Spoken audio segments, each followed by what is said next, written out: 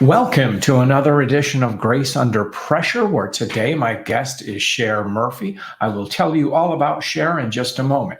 Grace Under Pressure is that show that deals with what's too often dismissed as the soft stuff, the caring, the commitment we exert toward others. And when you do it from a leadership position, as you will discover that Cher very much is, you do it with a reason of bringing people together for common cause. Cher Murphy, welcome to Grace Under Pressure. Thank you so much for having me, John. Such a treat. Great. I want to tell everybody about you. Cher is an anthropologist, executive coach, and reticulist. That is a new word to me, but we're going to explore that concept in depth.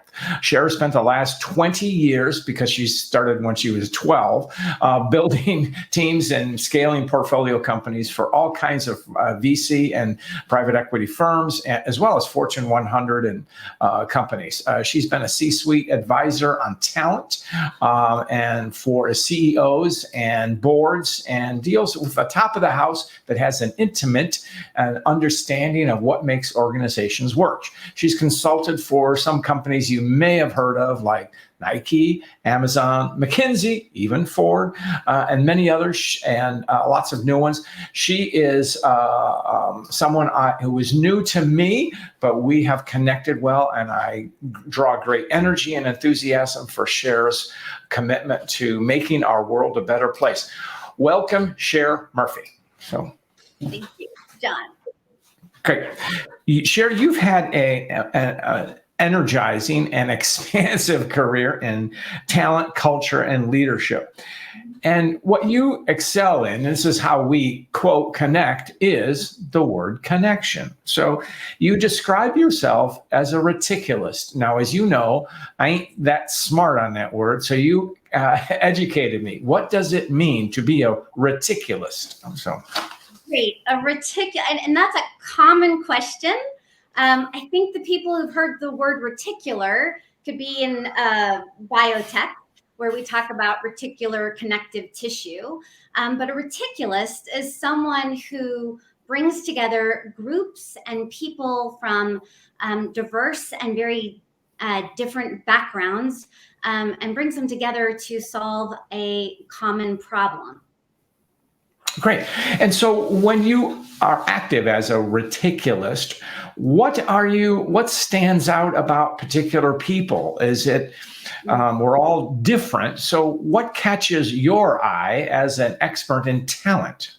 Great. Well, I think one of the first things that you said during the introduction and how we know each other through Marshall Goldsmith's 100 Coaches is there's definitely a piece in talent that is about leadership and about bringing people together for greater good.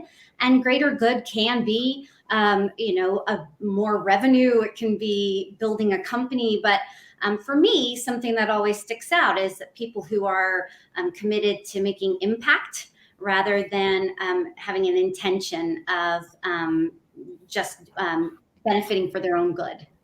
So interesting. It's reminiscent of the work that Liz Wiseman does in Impact Players. And she talks about them being not necessarily leaders with a title, but people who are interested in having a positive impact, people who are other directed. Is that true, what you're looking for, Cher? I will say that, my beginning of my career was executive search. I grew up at Heidrick and Struggles. And there is definitely in executive search, we are looking for specific experiences, specific leadership qualities, specific capabilities. I think the people that I've remembered throughout my career that started in executive search are the ones who were about making a difference, bringing impact, and being helpful without regard for their own benefit. That's selflessness, I guess. So what's the difference between a reticulist solving a big problem, wicked problem, or being a connector? Why did you draw that distinction, Cher? So that's a really great question. So just kind of to bring it back, one of our fellow MG100 colleagues is Keith Ferrazzi. And Keith Ferrazzi wrote a book called Never Eat Alone, and now in its second edition. And I think the first time I read that book at the beginning of my career at Heidrick, I was, oh my gosh, that's me, right? Like this, wanting to connect people. So that was definitely in connecting.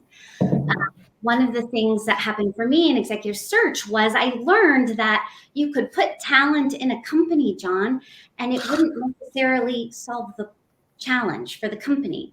And so I went back to school. I went to Pepperdine and attended the MS Organizational Development, which is the longest running program in the United States, a global program, and started looking at like, how do you solve these wicked problems like economic development, poverty, things like that. And so what those took and where this started changing my thinking as a reticulist is someone who could take somebody who was in a nonprofit, in a for-profit, in a different country, in a different industry, and bring together these diverse minds to then create a solution. That doesn't always happen in connecting. Connecting in community can be with similar people in similar places with similar backgrounds. And then we lose this like piece of magic or this innovation or this energizing energy to solve something in a different way. Well, what pops to mind are two words: multidisciplinary and diversity. Multidisciplinary, people come from different disciplines, and diverse means the diversity in anything from the way we think, neurodiversity, to race or ethnicity or background. All of those things, putting them together, create something different than what would be expected. Correct? The only difference in that I would say is, great book a couple of years ago, David Epstein wrote Range, which was about generalists in a specialist world that gives you multi-potentialites. We've heard a lot about that. Mm-hmm. I definitely have done a great amount of work and been very lucky to watch diversity, equity, inclusion, and justice and that whole world have more capability of changing systems. But the challenge with both of those is that there's nothing really about connection. There could be, but there isn't. So when you take those words and you put it all together, which is why when I've interviewed people and we talk about reticulist and they go, oh, that's what I am. It's almost like a knowing, like they get this, there is a word for what I do because I'm not a multi-potentialite. Yeah. Right. So is it what you're seeking to do? Is it creating community? Is that correct? Or is that too simplistic? So I think you can create community, but sometimes on some of the challenges I've worked on, my work in Haiti, it doesn't always create a community. It can add to a community. It can create a group of people who are aligned, but it doesn't always necessarily create community. Though I will say one of the challenges we're hearing globally with my clients and students is all around the lack of connection at the current moment. Right. And when they say lack of connections, do they seek community, or what is it? Do they want deeper connections with one or two people, or do they want it with a network of people? What do you hear, Cher? So the word network is always such a challenging word for me. If we go back to Keith Ferrazzi's book, right, in the 90s and early 2000s, you heard the word network and his story and my fear of being in a networking group at a Holiday Inn and somebody giving out business cards, and we don't even use business cards anymore. So that network, we're a little bit easier with, the word network because we are so digital now, and that allows that. But there's something with a network that will lack the warmth and the connection to the things that you're talking about, like the heart of leadership, that we lose when we're building a network. Right. Good point. Now, when it comes to heart, you are living it, and you are active in at least one group I know of, the Aid International in Haiti. What is the nature of that work, Cher, and what interests you in it? So that is a good story. So when I was thinking about grace under pressure, it's such a great topic. That my work with Aid kind of came out of a grace under pressure part of my life. And I can talk about that later, or I can talk about that now. It's up to you. The stage is yours. Share what you would like with us, because you have a lot to share. So I'll just, one of the strengths I think is I have is pretty open about my experience in my life. And a few years ago, I went through a really challenging miscarriage. And I was looking, and so when you talk about grace, you talk, is it transactional or transformational? And so during that experience for me, I was, dealing with grief and dealing with, thinking about how to start a family and what is important to me. And, what Marshall Goldsmith talks about, that happiness and achievement aren't correlated. And one day and then there's a little bit of synchronicity in things too, right? Timing and synchronicity. We don't, Anne Lamott says that grace, finds us where we are and magically moves us to somewhere that we couldn't imagine to be. Yeah. And I got to spend some time with her and her husband this spring talking about that. And for me, I was walking down the streets of Sausalito from a work event, and there was a sign on a door. Like, who puts signs on doors anymore? That said, yoga 7 trip to Haiti. And I took the sign off the door. I'd been doing a little bit of development work in yoga in Nairobi in Kenya, and called this the organization that wasn't Aid International, and my trip to Haiti. I then, being the reticulist I am, called a friend in Halifax who had some different skills than I did, and we went to Haiti and spent a week there. And I met the people at Aid International, and Aid International is an organization that helps communities in Haiti create self-sustainable worlds. There's so many orphanages in Haiti. And so when I went, being a organizational development person and thinking, how do we help this from the root cause? And so now we work on economic and educational and healthcare projects all through southeastern Haiti and into the capital in Port-au-Prince. Well, that's such admirable work. And while we're on the topic of giving back, you're also active in something called with Chip Conley, and it's the Modern Elder Academy, which I know you're way, way too young for that, but I guess you got an exemption. I'm gonna have to take you around and be my marketing person, John. But, no, so I'm very lucky to have experienced and been introduced to Chip Connolly and the Modern Elder Academy. Probably Chip was the CEO of Joie de Vivre Hotels. Exited that business, went to be the internal mentor elder for Brian Chesky at Airbnb, and where he wrote his book, Wisdom at Work. And out of that has become this great organization and movement that looks at aging and longevity and how we see aging in our world, and that we're health is that we're going to be around so much longer, John.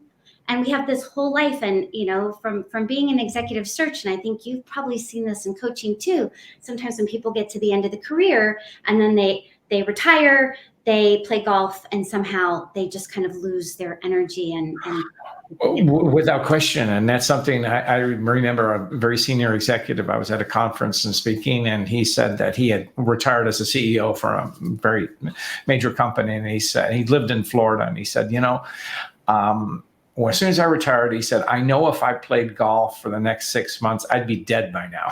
So he threw himself into basically almost another full-time job, which I think he was working for at virtually nothing. And so you're right. I mean, we're all searching for meaning, and we're searching for purpose. So what is the Modern Elder? What has the Modern Elder Academy taught you, Cher? So. Yeah, no, that's a great question. For me, I got introduced to them about a year ago. And then I went through a period of my career this year where I was looking at what was the kind of work I really wanted to be doing. And, and just like you said, purpose has always been important to me.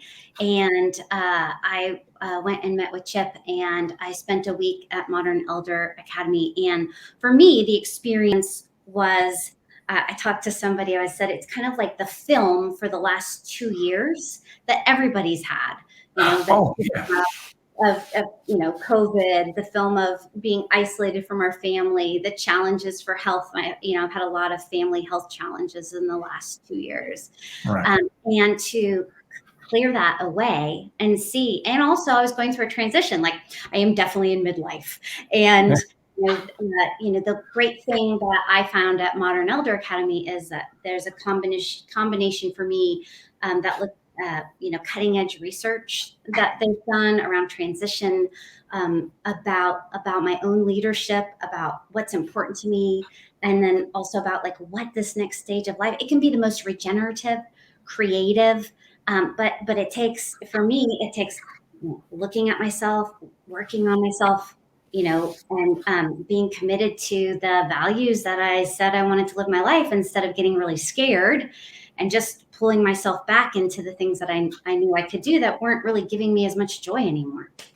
No, that's powerful. So, there's one more organization which is interesting. It may be more business focused, but I think it's a way for you to channel a lot of your passion and your enthusiasm, as people always describe you as, and that's the HR Transform. What does that mean, and what is it? What's the aim of the organization?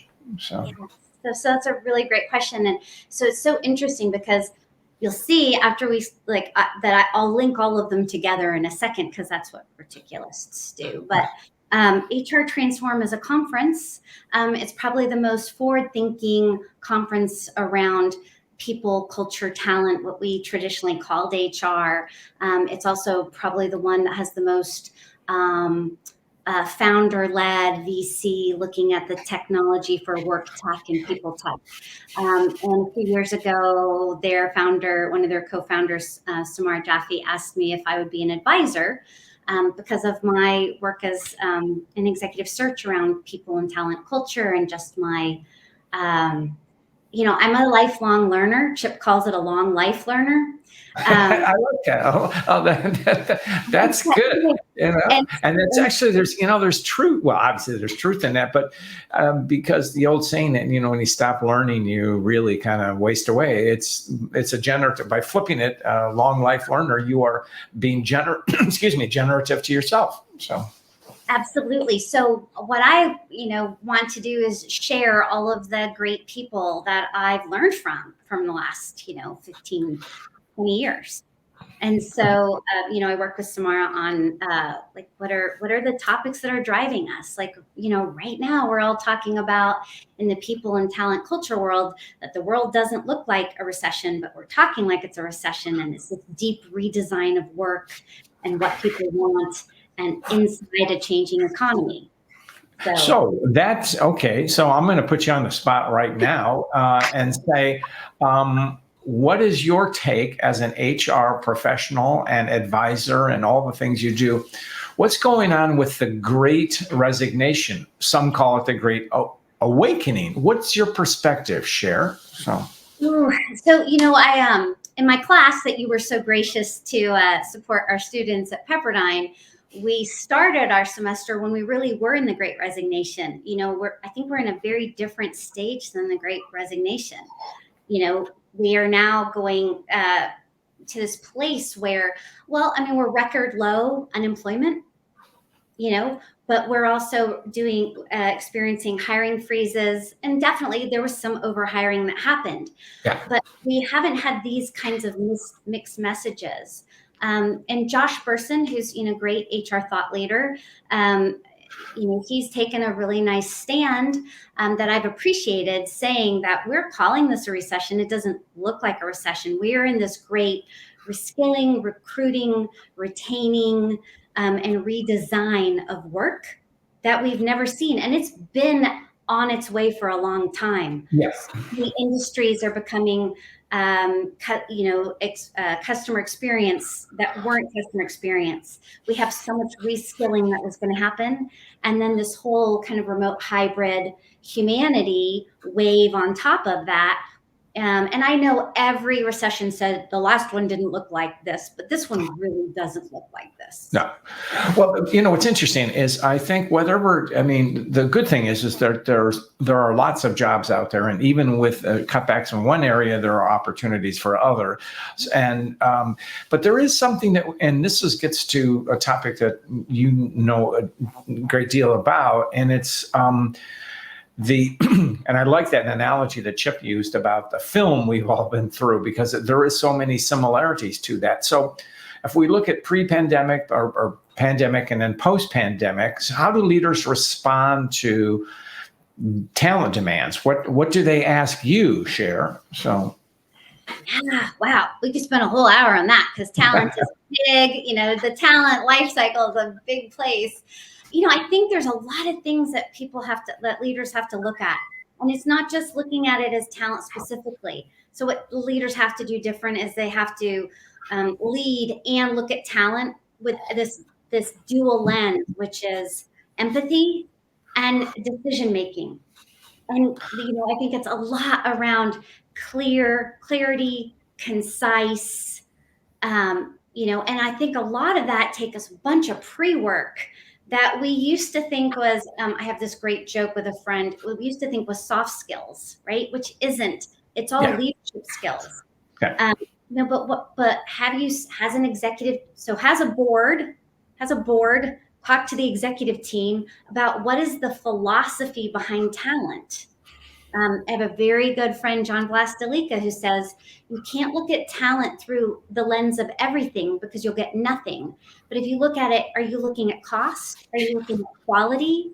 Are you looking at diversity? Are you looking at speed?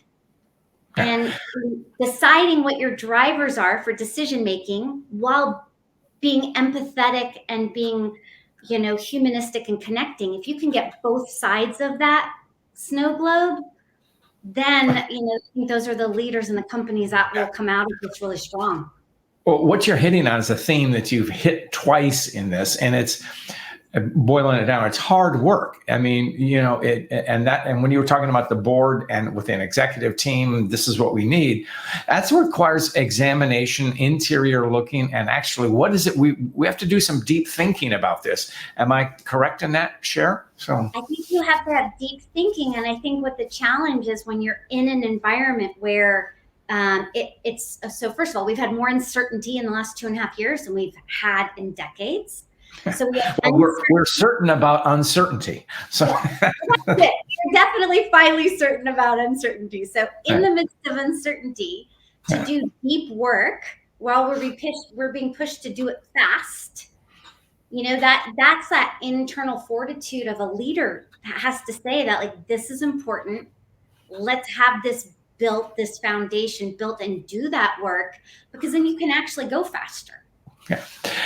And you touched on the word empathy, which is a favorite of mine, but I'm kind of pushing back a little bit. And empathy to me, for a leader, that's just the first step. The second step is compassion, which I view as empathy in action. So I think would you not say that as we pilot our way through, as leaders pilot their ways through these uncertain times, they have to have compassion for the situation and for people. Does that make sense to you, Cher? So. Well, I believe that. I have worked in industries where, here's the interesting thing I've learned about spending a lot more time coaching in the last year than doing just search.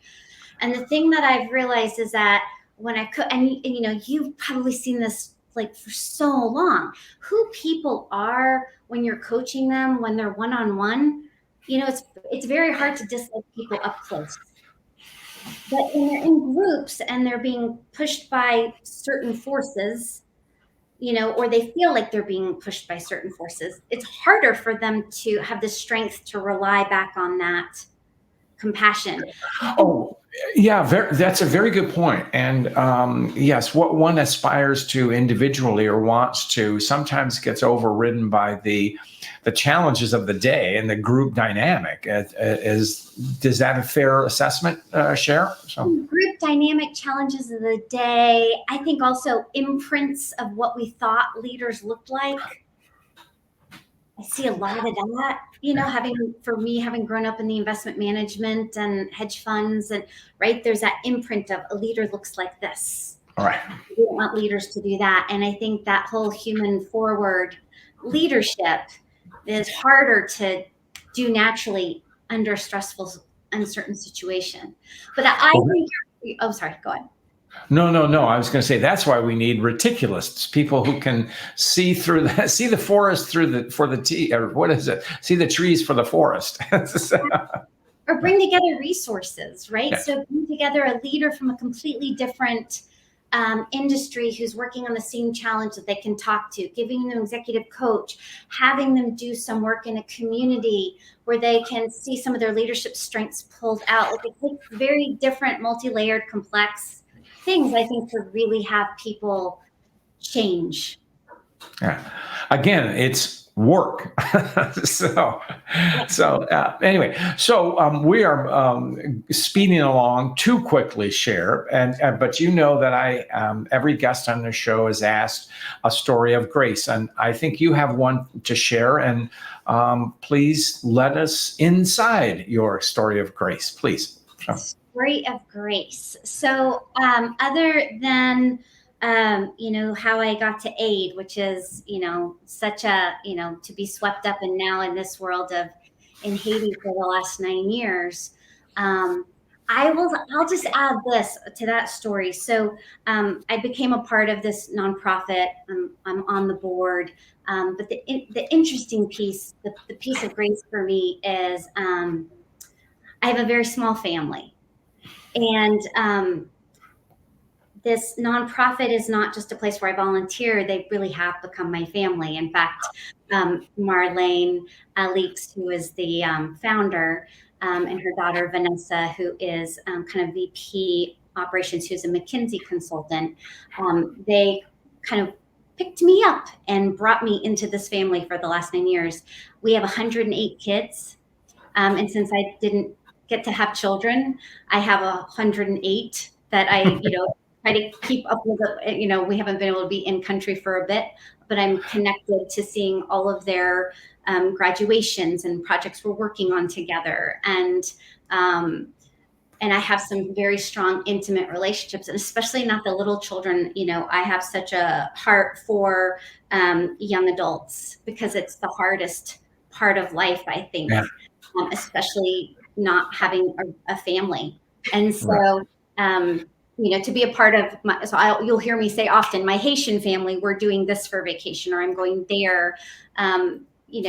I'm so blessed now that I have 2 families and one that's like over 150 people overall. So what a wonderful story. And, you encapsulate your story of grace begins with a momentary thing. You saw a sign on a door, and it has become transformative because it's a way for you to pour your purpose, meaning, and love into something far greater than any individual. I mean, you are a true communitarian, humanitarian. So what a wonderful thing. So I can imagine your relationships with especially the younger one, the middle adults, or whatever you define that group, because that's where your reticulousness can help them see connections. Am I right on that? So. Yeah. Absolutely. We have one young man who just finished his master's. Agriculture is a big thing for us because we can't afford to feed people. We can grow our food, and we've been on a huge focus for that for a couple of years. And to be able to connect him with some of the people here that we saw when companies were in Haiti growing coffee, and to give them more opportunity, just like I did with my student and had her interview you, that is just a natural for me to say, you need to talk to this person, and to just keep building those connections.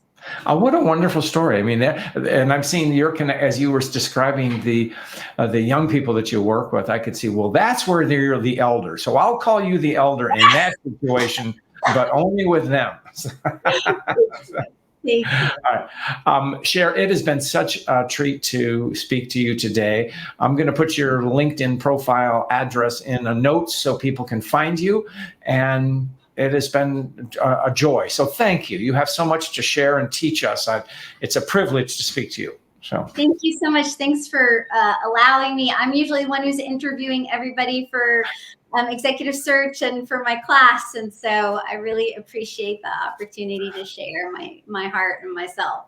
Well, the honor is mine. And with that, we'll go out. So take care.